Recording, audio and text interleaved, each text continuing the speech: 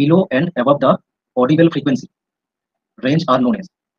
ওকে, এখানে যে অডিবল সাউন্ডের ফ্রিকোয়েন্সি রয়েছে তার বিলো অ্যান্ড অ্যাবভ যে ফ্রিকোয়েন্সি হয় সাউন্ডের তাকে আমরা কি বলি? ওকে, ট্রাই করে অ্যান্সার দেওয়ার। প্রত্যেকের অ্যান্সার আমি যেন পাই। অ্যান্সার দিচ্ছ সবাই অপশন নাম্বার 3। ডেফিনেটলি এর কারেক্ট অ্যান্সার অপশন নাম্বার 3 হবে। ওকে, সবাই কারেক্ট অ্যান্সার দিয়েছো। দেখো আমাদের কাছে যে সাউন্ড ওয়েভ আসছে সেটাকে আমরা মেজার করছি এজ ফ্রিকোয়েন্সি হিসাবে। ওকে, তো যদি আমরা সাউন্ড ওয়েভকে দেখি, আমাদের যে অডিবল সাউন্ড ফ্রিকোয়েন্সি যা আমরা শুনতে পাই 20 হার্জ থেকে 20,000 হার্জ সাউন্ড আমরা শুনতে পাই। ওকে, এটা অডিবল রেঞ্জের মধ্যে আসে। তাহলে বিলো মানে কি? তার আগের সাউন্ড রেঞ্জ, সাউন্ড ফ্রিকোয়েন্সি রেঞ্জকে বলা হচ্ছে, এবং অ্যাবভ মানে তারপরের সাউন্ডের ফ্রিকোয়েন্সিকে কি বলা হয় এখানে প্রশ্নে বলেছে।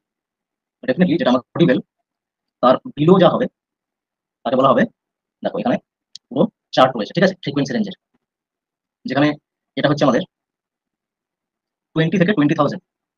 ওকে, হার্জ এটা হচ্ছে অডিবল সাউন্ড। ওকে, তার বিলো হলে এটাকে বলা হয় ইনফ্রা সাউন্ড।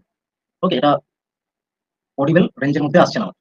আর অ্যাবভ যখন হয়ে যাচ্ছে তখন এটা হবে আল্ট্রাসনিক সাউন্ড। ওকে, 1 গিগাহার্জ অব্দি এটা হয়, ঠিক আছে। এরপরে তারপরেও যদি হয় 1 গিগাহার্জ থেকে 10 টেরাহার্জ অব্দি, তখন সেটা হাইপার সাউন্ড হয়ে যায়, ঠিক আছে। এই হচ্ছে ফ্রিকোয়েন্সি রেঞ্জ, এটা মনে রাখবে, এখান থেকে প্রশ্ন এসেছে। ওকে,